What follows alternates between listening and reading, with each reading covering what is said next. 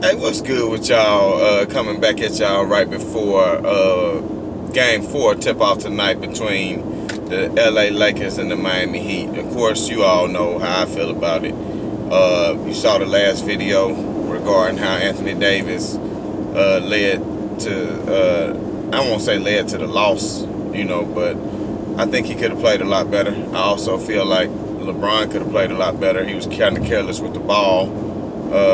And Anthony Davis, I mean, to put up the line that he put up, I think was unacceptable. I know he got in a lot of foul trouble, but go back and watch the last video of what I said regarding, AD trying to force the issue too much because he's trying to get the Finals MVP. I don't think that's going to be an issue tonight. I think he's seen the error in his way. I think him and LeBron might even came together and talked about it and said, you know what, let's do what's right for the team. I mean, I want you to get off and you need me to get off. Let's go out here and do it together. You know what I mean? They might do something that's never been done, a co-finals MVP. I don't even know if that's possible. I do know losers of the finals have won finals MVP. But I will say this. I'm not saying it like the Lakers winning is a foregone conclusion. I will say that.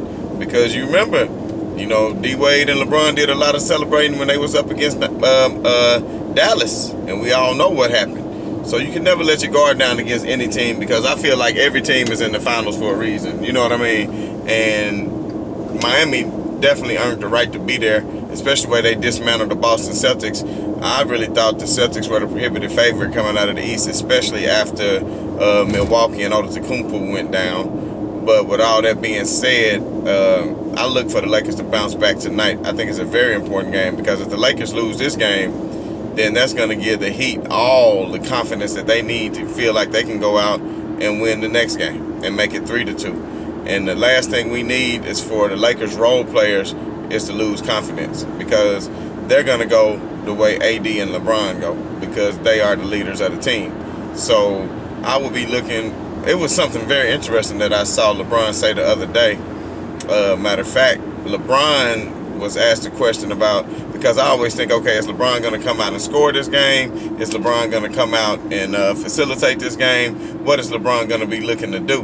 And basically, what I saw LeBron's answer to the question is that never in his career has he thought about it before the game, like, oh, I'm going to go out and do this, or I'm going to go out and do that. Like, I'm going to go out and facilitate more and make more assists and get my teammates involved, or, oh, they need me to score 40 tonight, so I'm going to go out and get 40.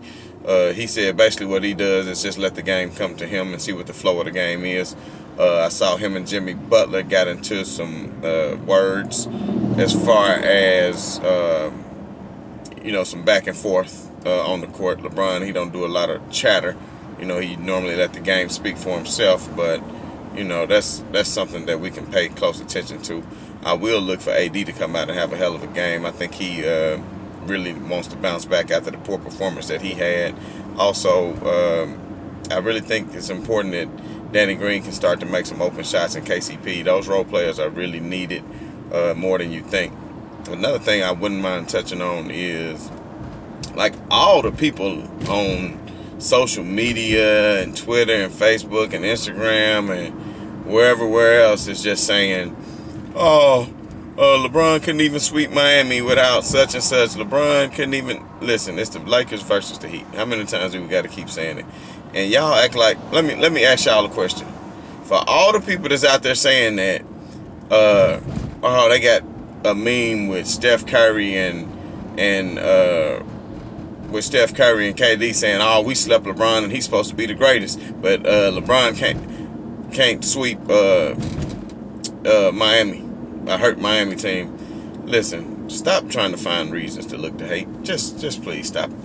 The thing is, your so-called God that y'all call God in sneakers or whatever y'all call Michael Jordan, did he ever sweep anybody in the finals?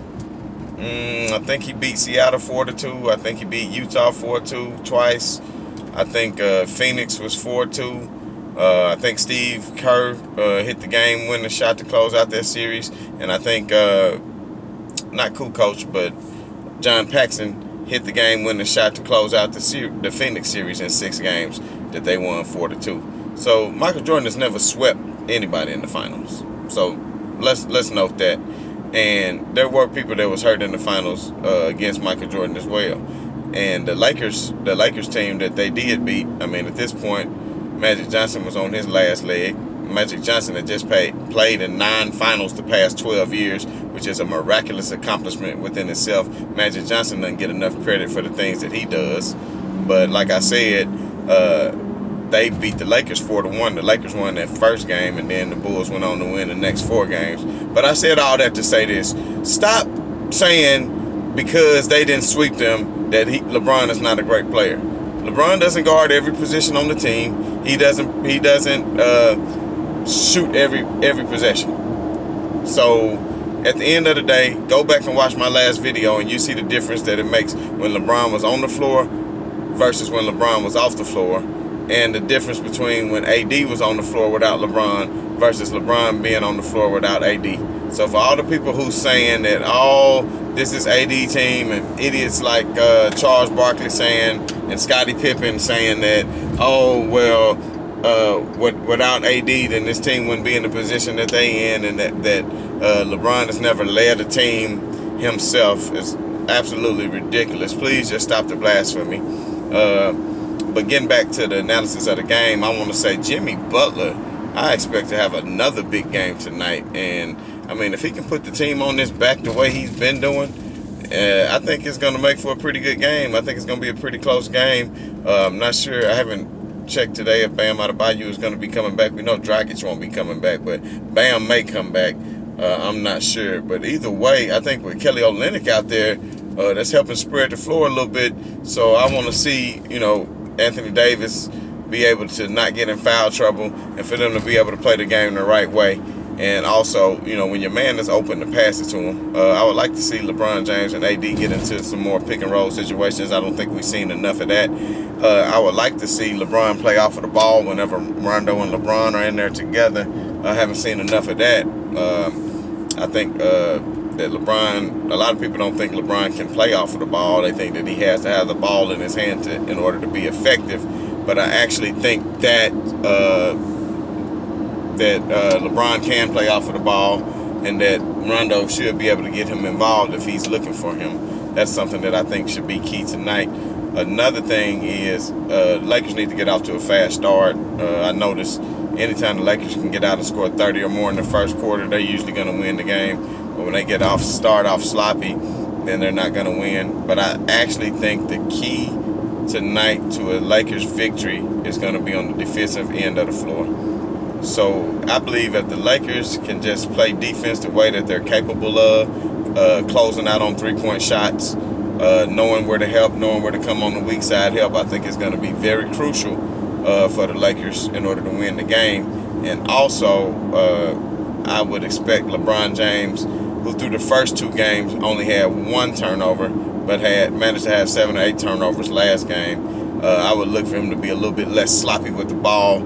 I think he tried to force it in a lot of plays and a lot of instances when he really didn't have to, or maybe just tried to get a little bit too fancy when he really didn't need to. So with all that being said, I'm still expecting for a tight game throughout, and I expect for the Lakers to actually pull away in the fourth quarter this time. I think last time they should have pulled away when it was close in the fourth, when they came back and took the lead for a slight moment, but they did not get the job done. And I mean, I'm not taking anything away from the Miami Heat, because Jimmy Butler is playing a hell of a game. He having his wheel in the post. I saw some stat that was saying LeBron wasn't scoring on Jimmy buckets like that, but at the end of the day, I would like to see how many attempts that he had. I think they said he only scored 9 when Jimmy Butler was guarding him, but how many attempts did he take when Jimmy Butler was on him? I don't think in my mind that LeBron James is afraid of Jimmy Butler on defense.